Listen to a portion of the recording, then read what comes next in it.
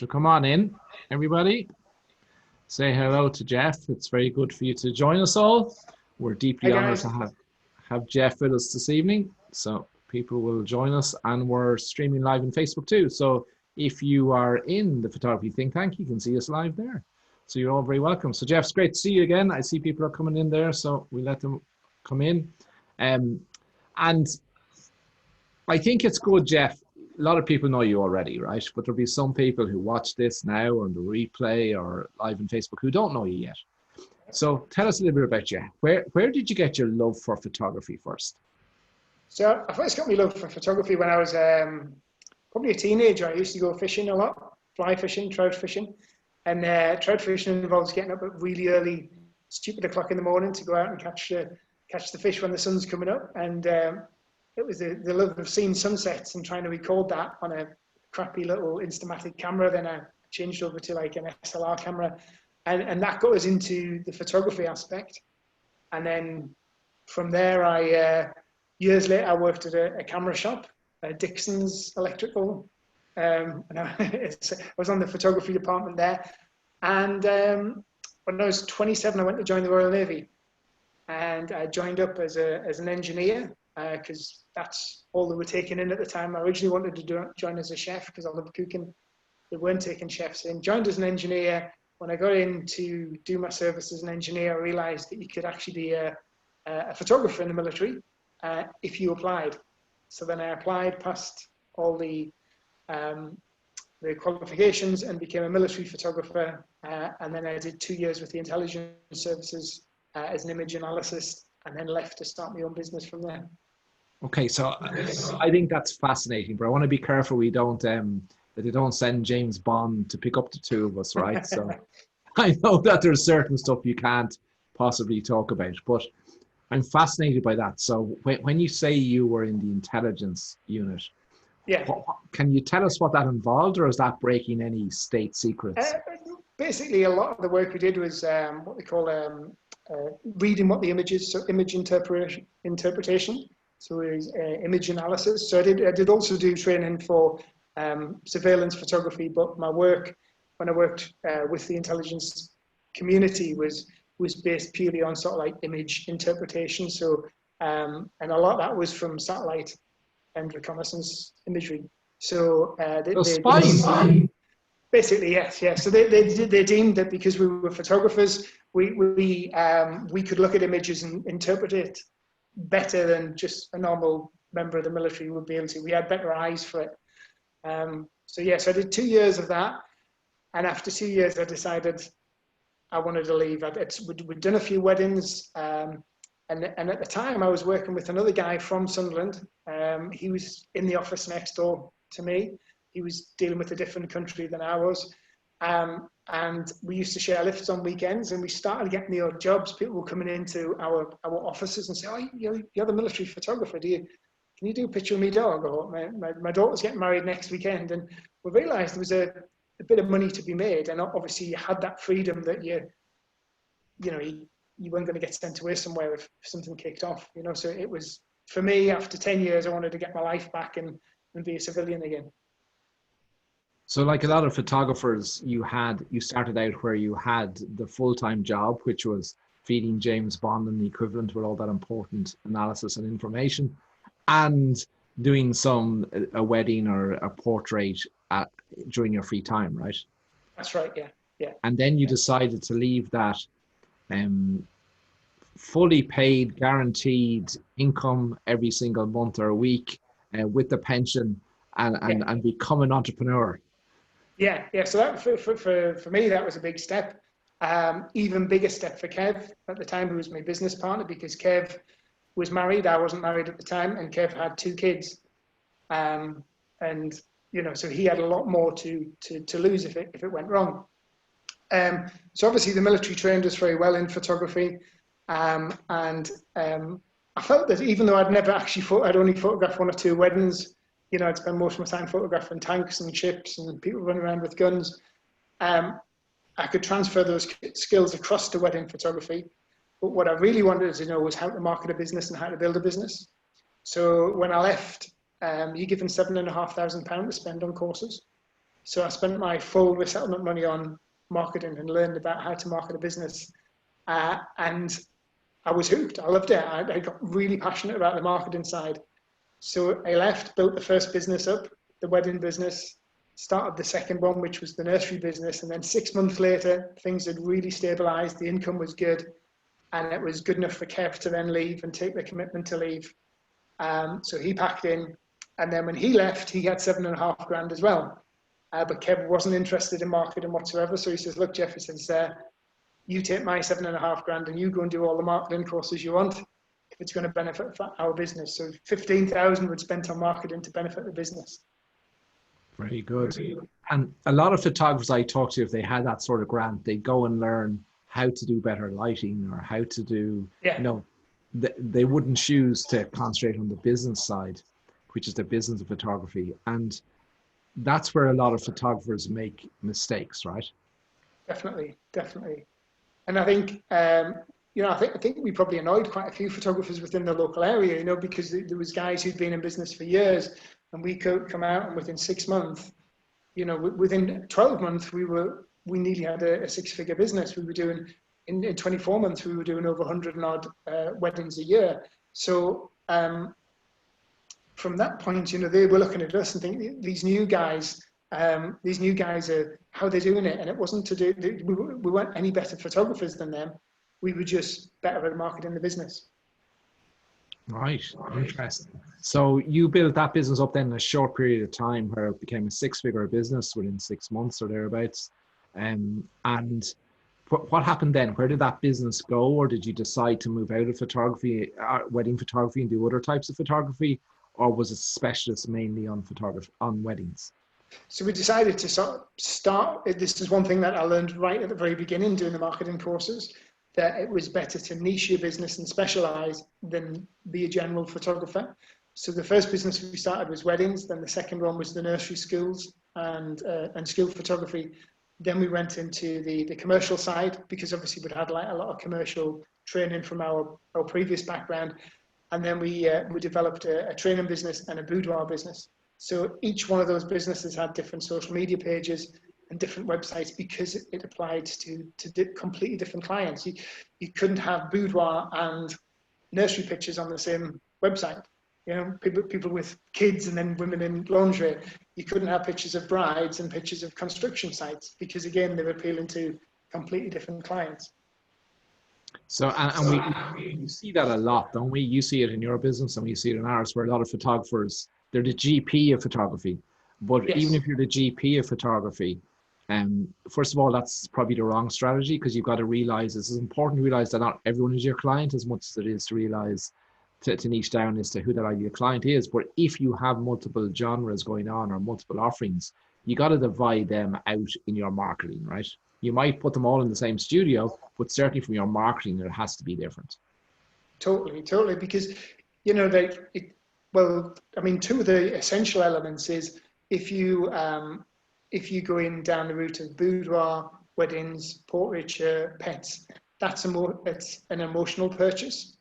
If you're going down the route of, commercial, headshots, personal branding, that's a solution based. So people are buying those pictures as an answer to a problem, and that problem is usually a monetary problem. So they're needing more money for the business, they're needing more clients, they're needing to build a brand.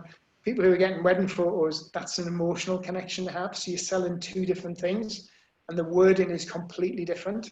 So you can't have one website that caters for everybody. It's impossible to do. And also, what you got to remember is at the very bottom end of the scale, where everybody starts out as a photographer, everyone wants to appeal to anybody who wants photographs. So the competition at the very bottom of the niche, at the very bottom of the industry, is packed. There's so much competition. When you move away, yes, there might be slightly less clients, but clients to photographer ratio is much higher, because so many photographers don't have the confidence to charge more for their services and to build a premium niche brand and get themselves known. So if I was starting out as a photographer, Jeff, and I'm trying to figure out, what should I specialize in? If I'm going to pick a niche, would you have any advice how I might have approached that? in picking the right niche to target? Yeah, because obviously you can have as many niches as you want, you know, so you can be a wedding photographer on Facebook, and then you can be a personal branding and headshot photographer on LinkedIn. And then your website, you could use your website purely for street photography. So, and, you know, and then when you started bringing more revenue in, if you brought more revenue in from the webs for the wedding side through Facebook, then you could then create your own dedicated wedding website.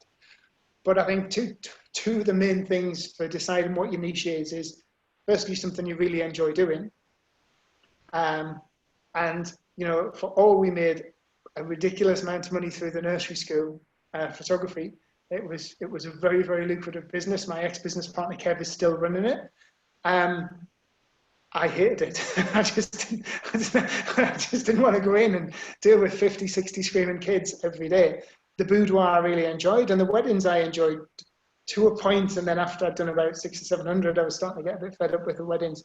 So I think it's something you've got to really enjoy and be passionate about, and also look at your geographical niche as well. So where I'm based at the moment is Northumberland, so it's very sparsely populated.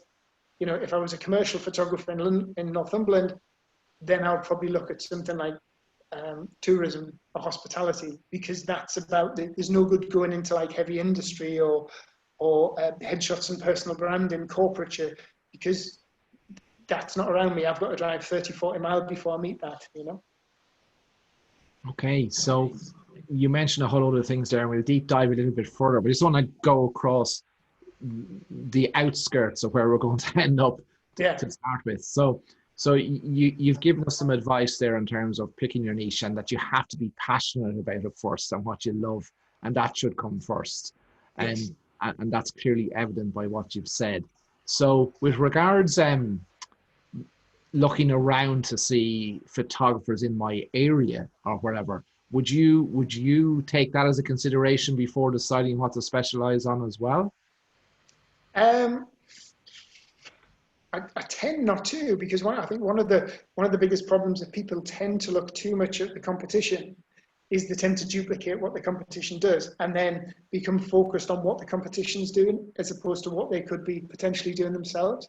So I always say, you know, if you want to become a wedding photographer, don't look at the wedding photographer down the road. Look at the best wedding photographer in your county. Then look at the best wedding photographer in your country, and then look at the best wedding photographer in the world. So, you know, take 3 people in geographical locations who are the best, you know, because one day they started with doing their first wedding for free. One day they built their first website and they've done stuff to progress. And you need to be looking at them. You need to be looking at where you want to be, not where everybody else is. So I would say, no, keep away from looking for the competition, because you can be unique. You can create your own USP within your own individual niche that will make you stand out even more to potential clients. And quite often, whether it's I'm a portrait photographer or a wedding photographer, you know, our competition for that money is often not another photographer at all, right? So in the case of portraiture, it might be the client deciding whether I go on a second or third holiday or spend the money on photography, or if it's a wedding, I'm competing with, you know, how much are they going to spend on the dress and the cake and the covers for the chairs versus the photography. Yeah, I mean, what I say to a lot of my clients, and I've got quite a lot of wedding photography clients, and say to them is, you know, why not niche even further down? So don't just be a wedding photographer, be a wedding photographer to a certain type of person. So I've got, you know, quite a few country wedding photographers like in the Lake District and in like Devon and Cornwall, and they've specialized themselves as either country house wedding photographers or wedding photographers for couples who love the outdoors, who love celebrating the beauty of the outdoors. So they've become aligned to these type of people. And the good thing with these type of people is they're probably going for the more high-end venues. They have the budget, because your wedding photographer, you don't want to work with everybody. You probably don't want to work with people who are getting married at the Civic Centre, then going to the rugby club, because the pictures aren't going to be that fantastic at the rugby club, and the person's budget isn't going to be that high. You know, so it's not everybody who's getting married. It's why not niche down even further and go for and become really attractive to a certain type of person.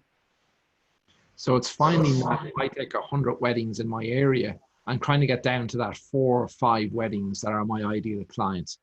Yeah, And then that allows me then to over deliver for them. And then they network together, right? So they're the yeah, members of the same, they go to the same place for Sunday dinner in one, if I'm one of those country houses. So they're yeah, talking to each other and they're spreading the word for you, right? totally. And I could, you know, by the end, I had like an exact ideal client. I knew how old she was, what brand she loved. You know, I knew she was between 24 and 38-year old. She'd probably drive like a Mercedes or BMW, one of the smaller ones, like the A class or the 1 Series. She liked fine dining. She loved eating out. She liked exotic holidays. She liked brands like Barber, Jewels, Michael Kors. So you build up like an ideal client, and then what you want to do is there's not just her, there's lots of them, you know, so you want to replicate and meet all those other ideal clients where they're buying for the purpose, they're not buying on the price alone. And did you find you were able to then take those type of vendors that she also bought into and do some partnerships with them? Was that an Yeah, opportunity? yeah. So one of the big partnerships we had was with a wedding supply, like a bridal shop. So weren't going for any bridal shop. We're going for a bridal shop that charge X amount of pounds for their dresses, because the person who coming in for that shop has a higher budget, a higher spend. So they again are more our ideal client. So we created a special voucher system, which we used with the bridal shop, and they had special leaflets, special vouchers, which were kept under the counter. They were never put on display because it devalued them if they were on display. So they were kept under the counter. And then when the woman had purchased her dress, the girl would then say, "Oh, have you got your photography sorted out?" Now, when a bride is going down the route of getting married, she books the venue first, and then she goes for the dress or the photographer next. So there's no point having a joint venture with a makeup artist or a DJ, because the chances are by the time you get to the DJ or the makeup artist, you've already got your photographer. So you need to go to somebody, you know, within that. So we had this special voucher that the girl would give to the bride, and the girl would be rewarded with £100 every time we secured a booking with that voucher. And considering that girl was probably on £100 a week anyway, for us to go in and pay her cash, £100 was fantastic. And we would get anything between 30 and 40 bookings a year through that bridal shop, just from referrals. Brilliant. And the important lesson there is to make sure that that's where your ideal client shops, as you said. You know, Exactly. that you pick the bridal shop where they're spending the same sort of money. And then by getting to know the brands that that bride is into, then informed, I'm sure, some of the photography you would take. So if your bride is a Jimmy Choo shoes bride, you're going to make sure that that's reflected in the photography too, right? Definitely. So you know, you're matching your style of photography to your ideal client, but it doesn't just have to be with like the bridal sort of thing. You can think, you know, if you're doing headshots, you know, why not?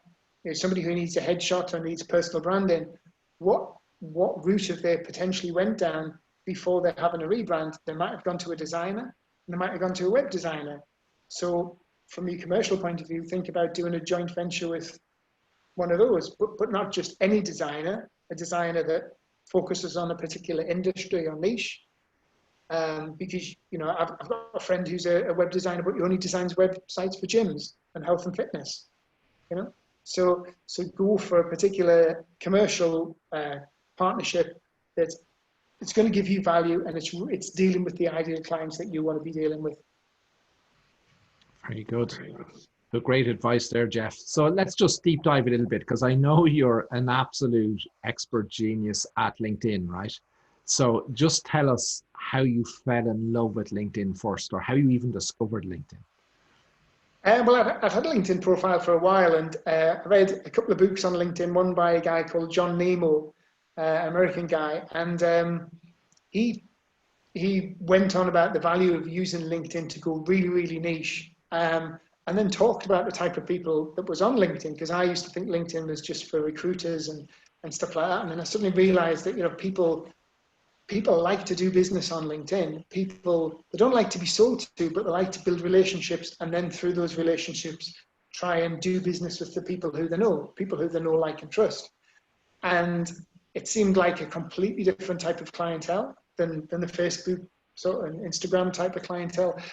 And I soon discovered that with LinkedIn, building relationships, putting out content, creating posts, you got a lot more back. You know, you might put, 5-6 years ago, you might put a post out on Facebook and got 50, 60 likes, but hardly any comments.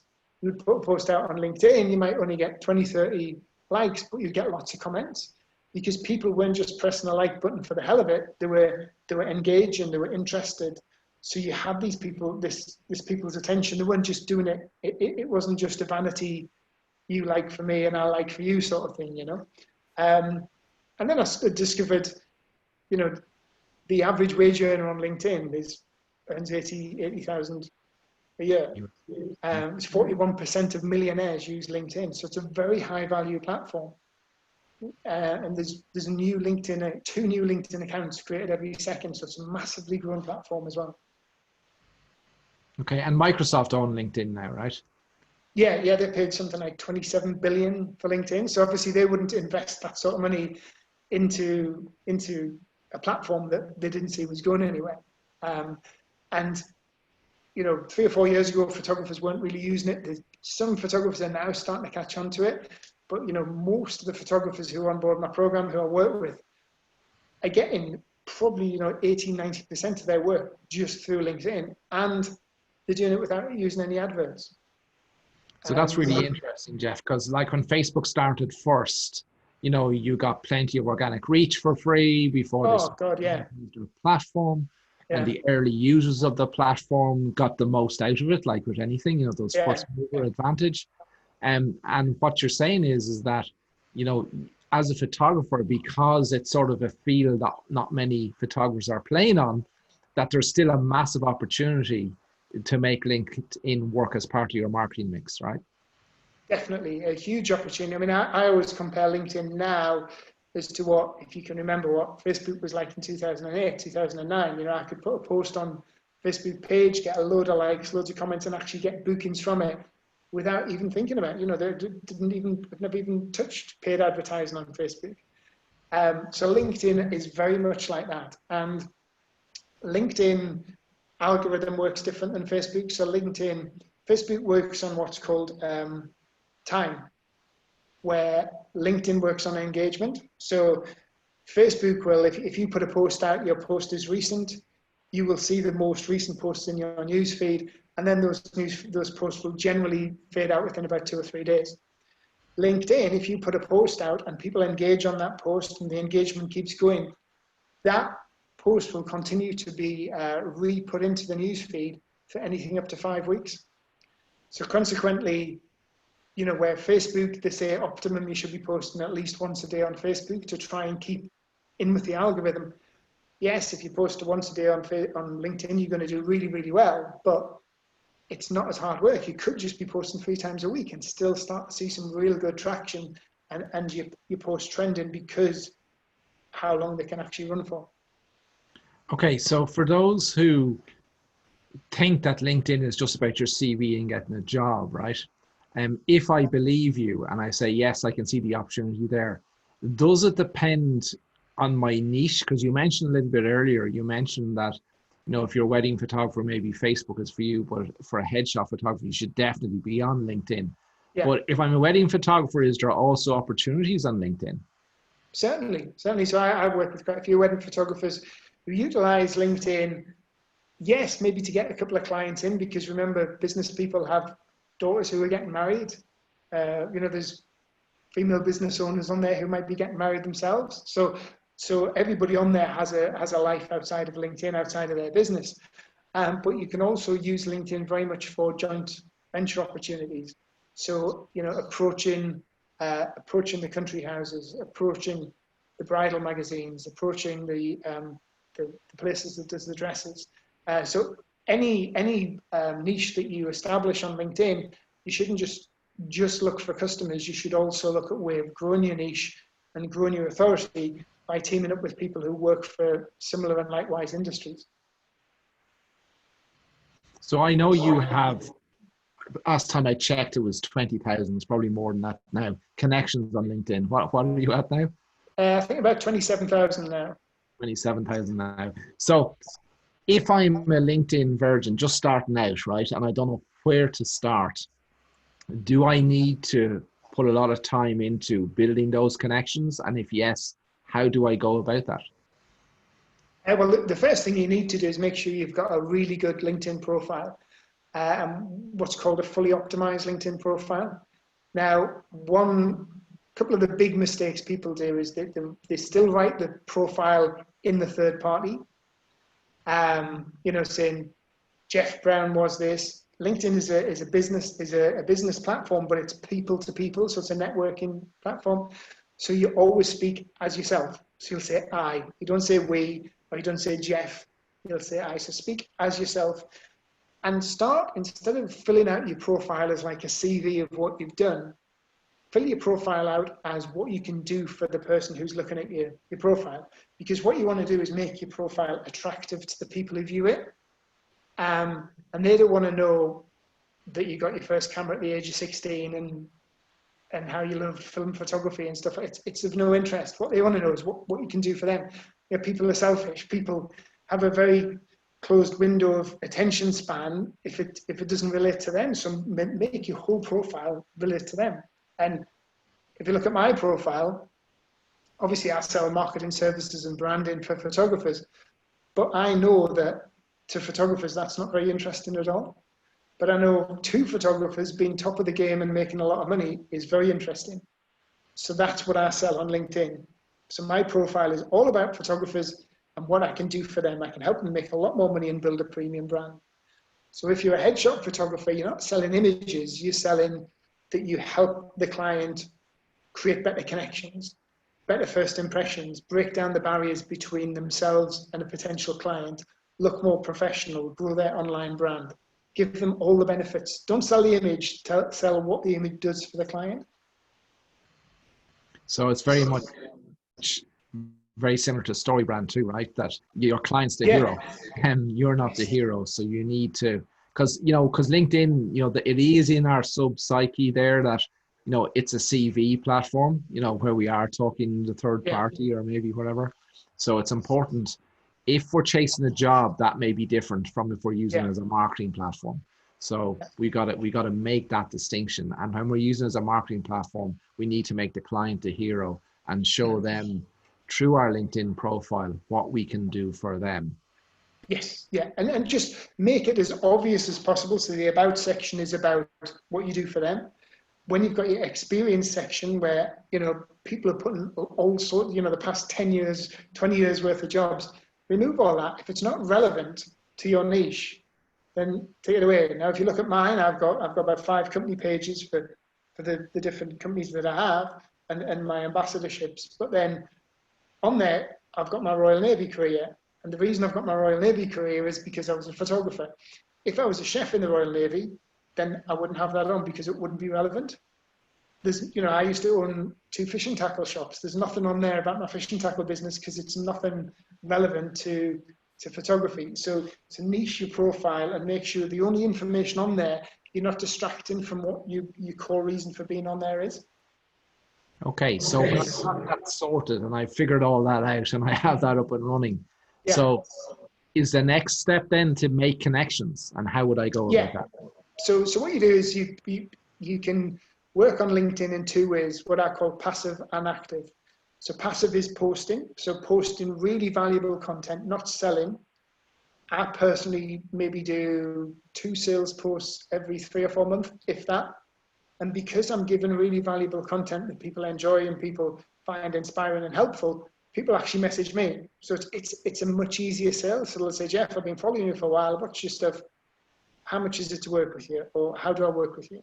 So put valuable content out that inspires your particular niche. So that's the passive part. You're waiting for people to come to you.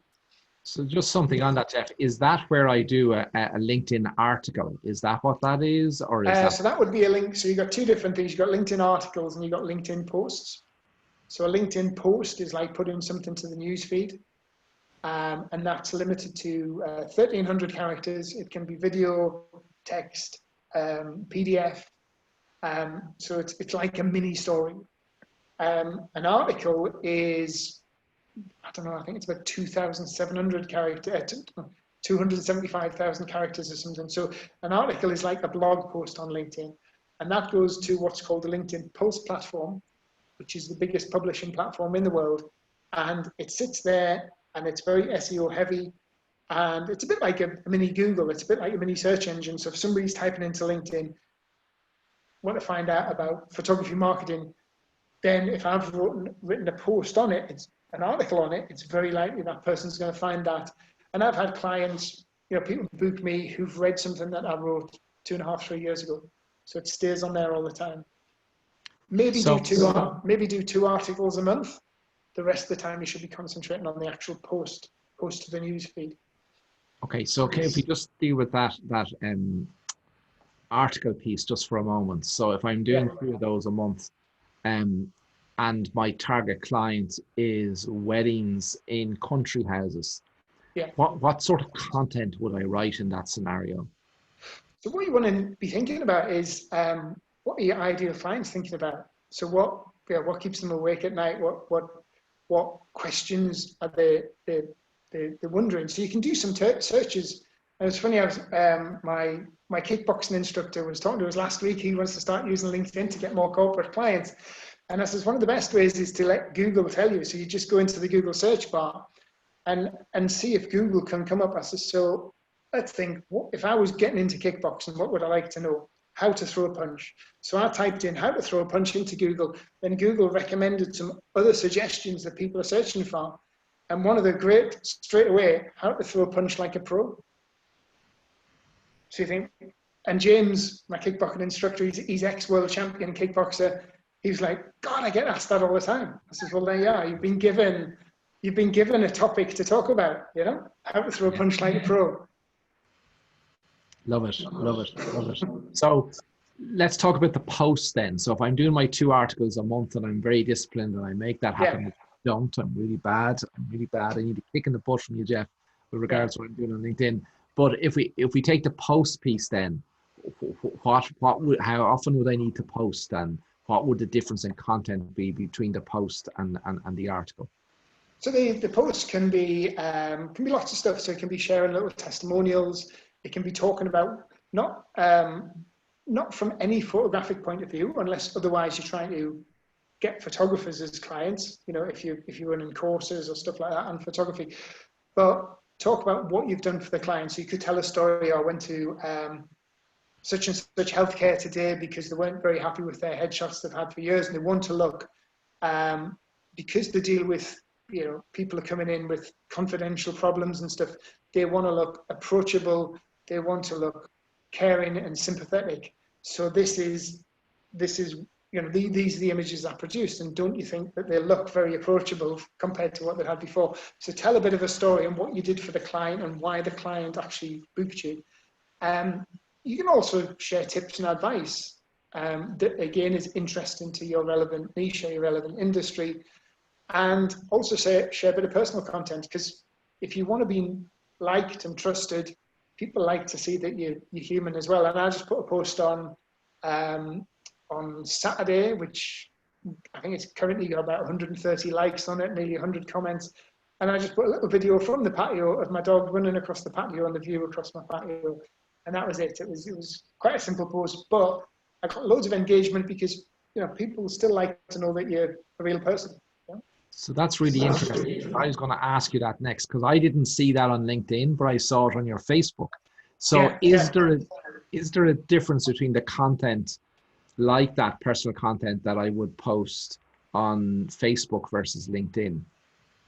I think you try and tell a bit. So what I try to do is if I'm posting something on Facebook, it's maybe a shorter post. So I put the same post up of the dog running across the patio, but it was just basically with views like this. I'm always happy. On LinkedIn, I told a bit of a story. So I used it. People on LinkedIn like stuff that's inspirational or thought-provoking. So if you can write a story about inspiration or thought or something like that. So I made it a bit more deeper and put that on. And then what you do on LinkedIn is ask for comments.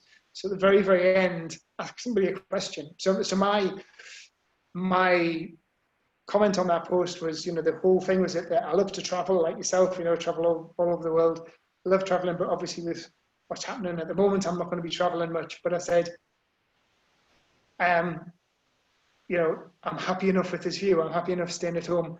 What about you? Will you be staying at home this year, or will you be traveling if you have the choice? So I got people to engage in that particular conversation. So I know on Facebook, and we talked about time earlier on Facebook, but I know that Facebook now, the latest algorithm release, depending on the conversation that you get engaged with, not the likes, but the actual conversation, is what drives how many people see that. Yeah. So is LinkedIn the same that way? And is that why you're asking the question there? Yeah, LinkedIn's just had a very recent change. So literally, you can see the views. So you'll see your post views. My post views have probably dropped by anything up to 75%.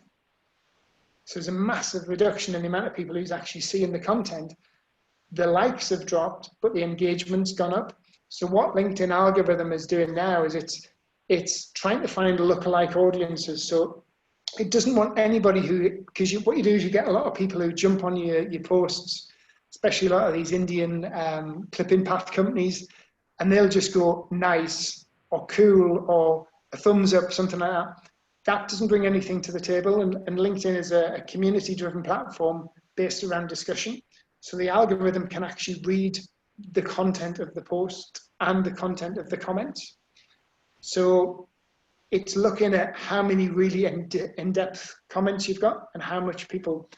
And what else the algorithm does is if you're engaging on other people's content, so say for instance, Ronan, I went on yours, you posted tomorrow morning, I went on yours and I was, oh, Ronan, that's fantastic, blah, blah, blah. I wrote about 2 or 3 paragraphs. And then I did that on a couple of other people.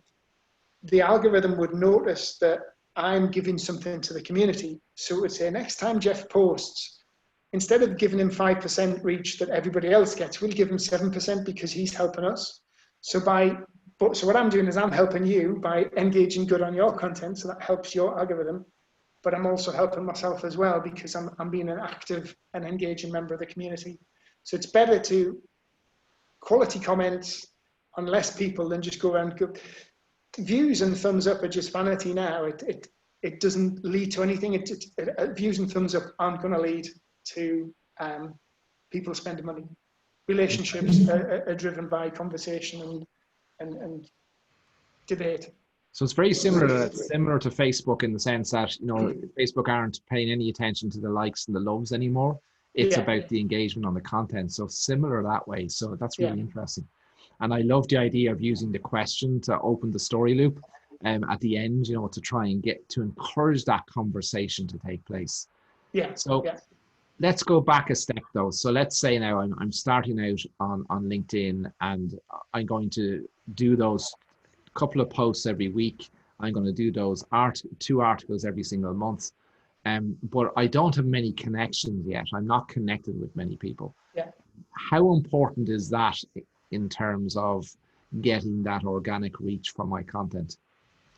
Well, what you want to do is obviously, you tend to find that a lot of photographers are connected to lots of other photographers. For some reason, it's like a little, they go and set up and then they start finding other photographers and they all send in each other's connection. So if your network is built up with loads of other photographers, by default, your posts are going to get seen by loads of other photographers. And unless you're doing photography training, then you're not going to be hitting your ideal clients. So what you need is, yes, it's nice to have a few photographers because if they're engaging good on your content, then that's helping you in the algorithm, which is fine because it means, they're getting your post out to more people. They're never going to spend money with you, but they're getting your post out to more people.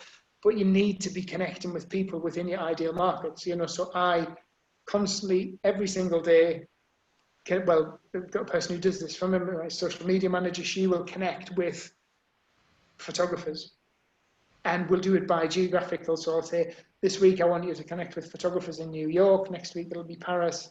So we'll go out and we'll send connection requests to, we're probably doing about 250 to 300 a week.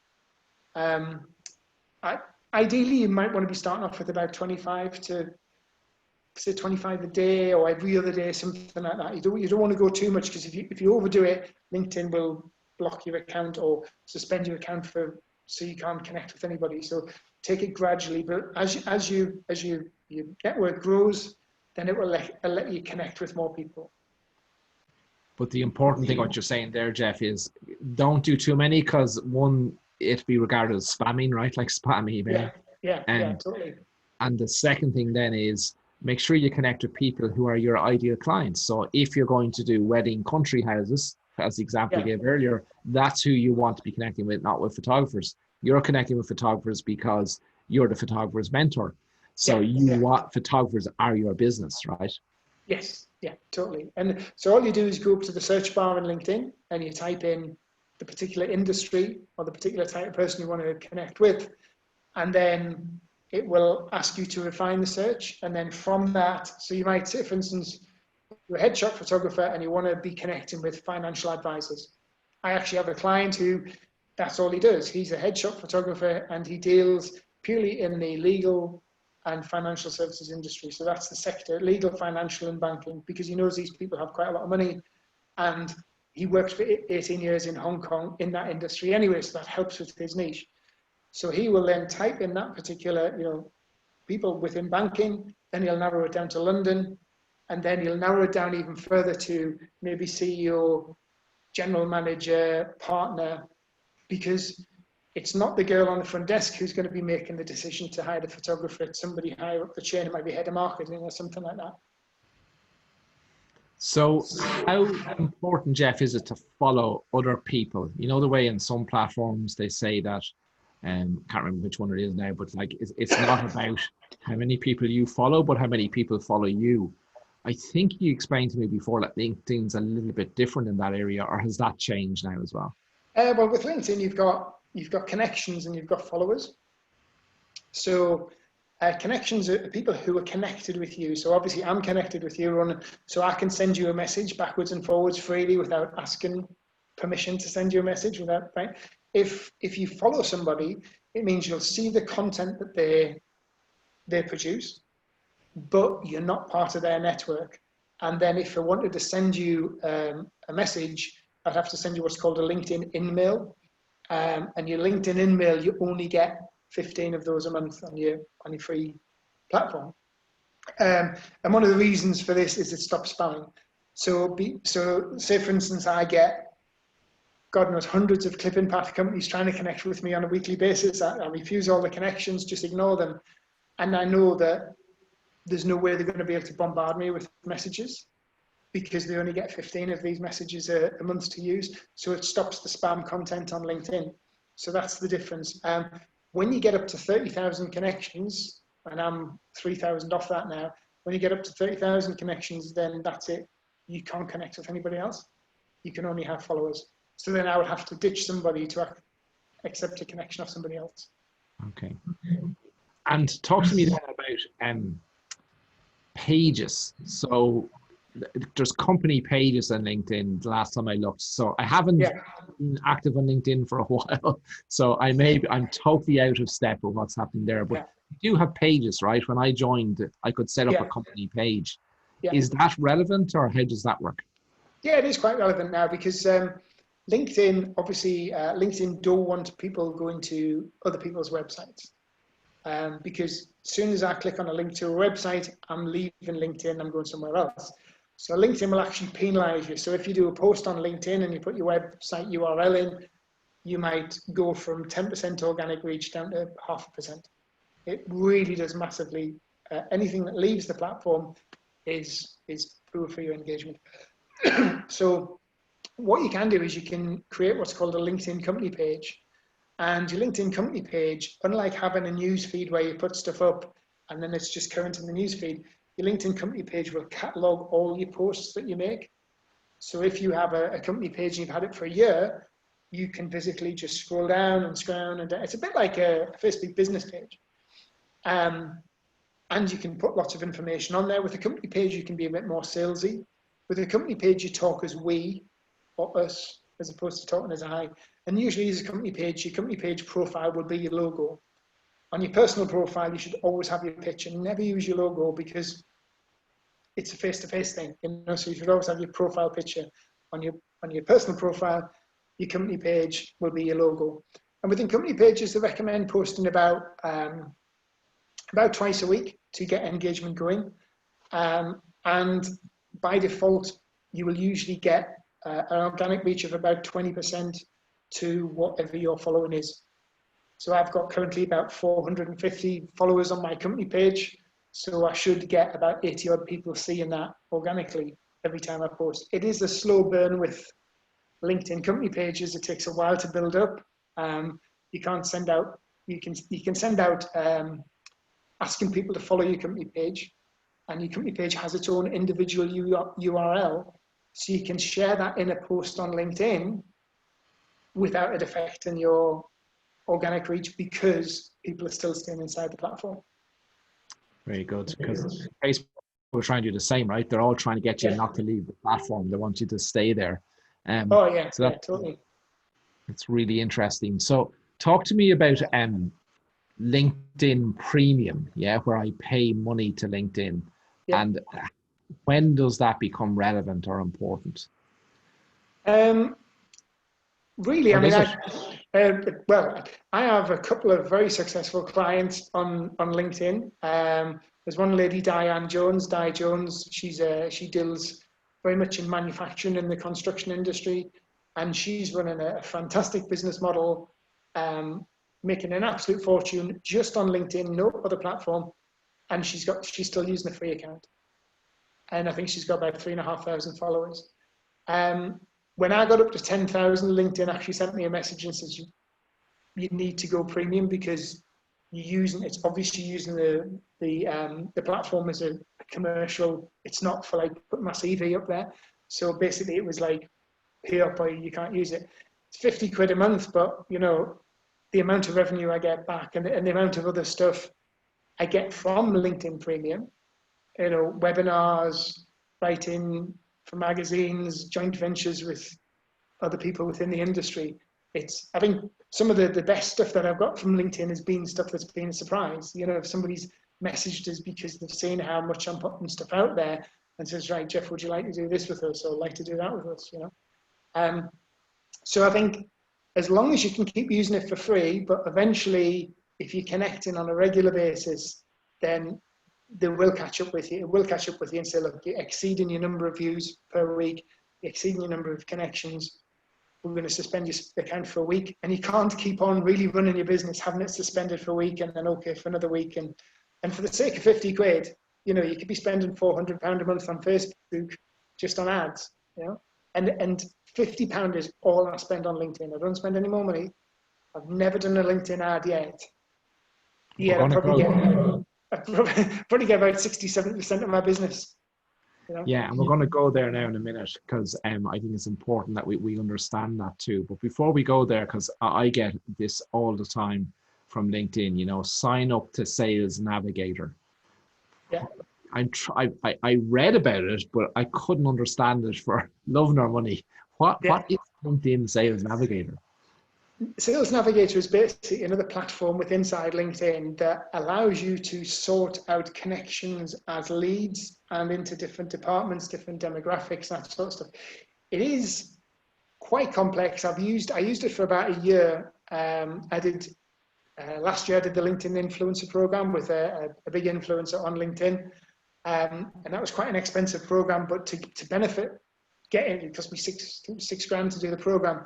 But to get the benefit from the program, he recommended going to use Sales Navigator. So I used the Sales Navigator, which is, I think that's about £80 a month. So it's a bit more expensive. And that allows you to catalog all these different types of leads and different sections and stuff. But for me, it didn't really have much benefit because I'm just looking for photographers. I'm not looking for somebody in marketing department and then different one in this department and by different companies and corporations. One of the only really good advantages that I see with the Sales Navigator searches is Sales Navigator allows you to filter by people who have used the platform in the past 90 days. Okay. So you might come back with a search. So say, for instance, I type in photographers in New York, and it comes back with a search of 25,000. Then I filter by people who've used the platform in the past 90 days. That might drop anything down to 11,000. So really, it just gets rid of a lot of, because I could have been sending out connection requests to that other 9,000 that they've never been on the platform for over a year. Could be dead. Could be fakes, you know. So yeah. So we talked a little bit there about advertising on LinkedIn, and you've never done it. No. Why, and is there a scenario where I might want to do it or consider it? LinkedIn allows you to do a thing called in-mail advertising. So it's basically like it's like email marketing with inside the platform. So if you had a particular offer out, so it was maybe a time-based offer, like an incentive-based offer, and actually get them all the time off BMW for some reason, you know. So I think it's good if you've got a really, really good offer. It's a bit like Facebook, isn't it? You know, they say like if you're going to do an offer on Facebook, if it's something that's a really, really good price, then it's going to work. If you're just doing to try and sell it, your standard price is hard that somebody's going to do that impulse buy. So if you've got something that's really, really good, it's really, really limited, and you just want to get things moving, then potentially give it a go, but be very, very careful on the budget because it does swallow budgets really fast. At the moment, they're sending out vouchers for, I think, sometimes £50, sometimes £100 to try and get you to use it. But I know one guy who did it, he never capped his budget, and he had £7,500 bill within about 2 weeks. So, because he didn't keep an eye on it. So make sure you put in the lifetime budget for the campaign if you're going to do it. Definitely, definitely. And because I've done a little bit, so when I'm speaking at Imaging last year, when I was speaking, I did run an advert to say that I'm speaking on this day at this time, at Imaging, and I targeted people who were members of the Professional Photographers of America group. So and I've done that in the past a little bit, but we've never used it on the product side of the business and the training side of the business, or on the software side of the business. So that's interesting. Brendan has a question for us. I know we've sort of talked about this a little bit, but let's just dive a little bit deeper. So Brendan wants to know, is LinkedIn more suitable for some photographer genres than others? That's the first question. And then the second question is, how relevant would it be for boudoir? Right. Well, one way to do it is to, especially with the boudoir side of things, is to tailor your offering to the people on there. So, and I've done this actually for a client. So she was unsuccessfully trying to sell boudoir on LinkedIn. It wasn't working. So what she did is look at who's on there, female. You get a lot of, you know, very professional business women, business owners, people with quite a bit of money as well. But, you know, they might be in high-powered jobs, they might be very corporate, but at the end of the day, they're still women, they still want to feel sexy, they still want to feel glamorous. So we tailored her platform, her offering for boudoir on that. You're a successful businesswoman, but at the end of the day, you're a woman and you want to feel glamorous, you want to feel sexy. And that's what she specialized. She specialized in helping successful businesswomen create beautiful, glamorous, sexy boudoir shoots for themselves so they can feel like a woman again. And that gave her that real connection with her ideal clients. So for that particularly worked. I've got another photographer who's doing very well off LinkedIn at the moment with pet photography. And, you know, LinkedIn is, even though it's different platforms than Facebook, I've got quite a few food photographers on there, and you'll see when they put a post out and it's something that looks really nice, especially if it's a dessert, they'll get a load of likes and a load of comments. Same as if somebody puts a picture out of a puppy. You know, it doesn't matter where you're from, you still got to like a puppy, haven't you? You know, so it's like, so you still can make that connection. So predominantly, it's really good for business to business. Corporate headshots and personal branding is doing a storm at the moment on LinkedIn. The LinkedIn hashtag personal branding has 10.5 million followers at the moment, so it's huge. And I think that's where a lot of my clients have real big success on the personal and corporate branding. And incidentally, the fact that a lot of companies now are realizing the value of native imagery as opposed to stock imagery. Because, you know, even corporations like B&Q, Amazon, Virgin, they're doing adverts with real people with real members of staff, not models. And it's all about, social media has brought everybody closer together. So we like to see the people behind companies. And also another selling point, if you're a commercial photographer, is if your clients are using stock imagery on their website, that imagery has the same ident on thousands of other websites around the world. It's not unique. It doesn't have any SEO value. It's not helping their website. Where if they have their own created imagery, it's unique to them. And also it has that more personal touch as well. So Jeff, I know a lot of people, and our expertise is Facebook marketing rather than LinkedIn. So, Yes. But we see, say, for boudoir photographers with Facebook working very, very well if they have a group that goes along with it.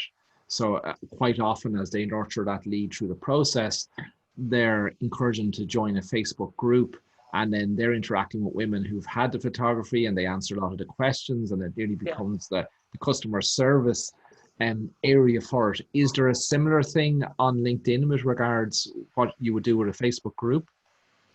Yes and no. So LinkedIn do have groups, but groups on LinkedIn, you don't really get a lot of value from groups. So you can go into groups, there'll be debates and discussions for ages that never actually amount to anything. And groups have become extremely spammy on LinkedIn.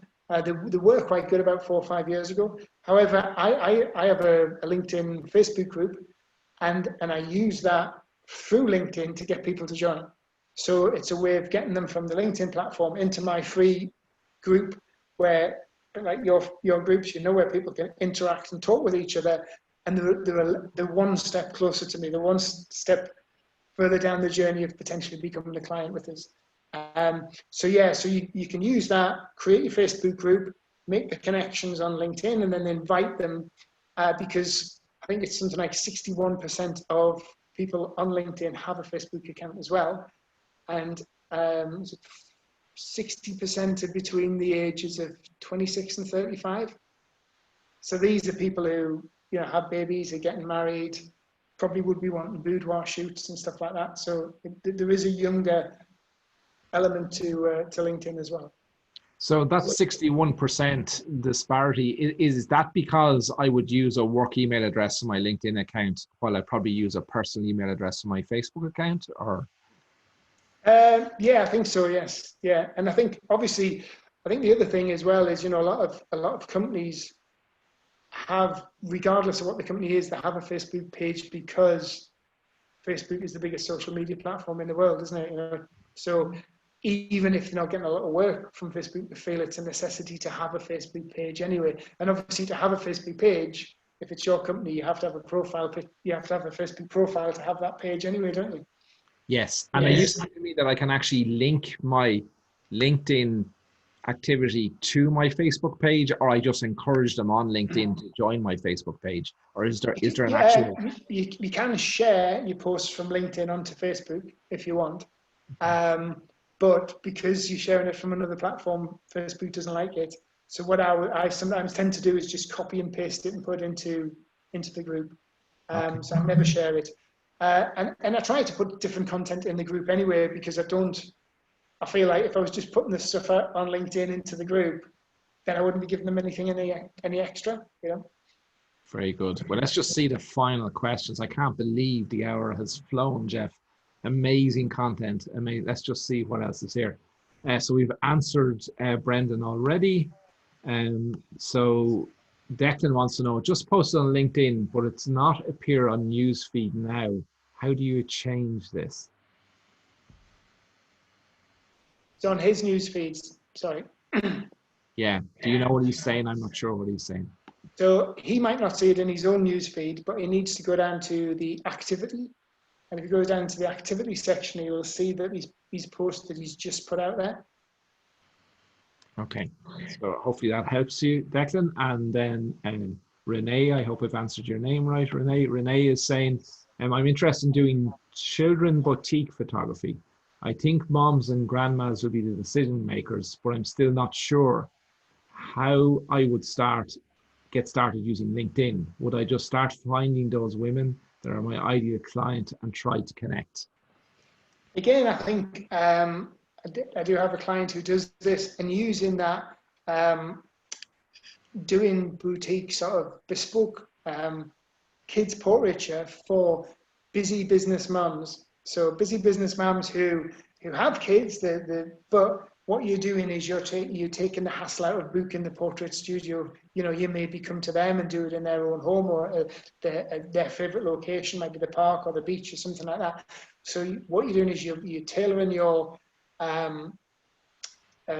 profile to maybe female entrepreneurs or female business owners, and then you can start searching on LinkedIn business owners. You can't search male or female, but obviously you can see by the profile picture, and then connecting with them. And because your profile is about helping busy business mums create beautiful pictures of their children, and then you will be appealing to them.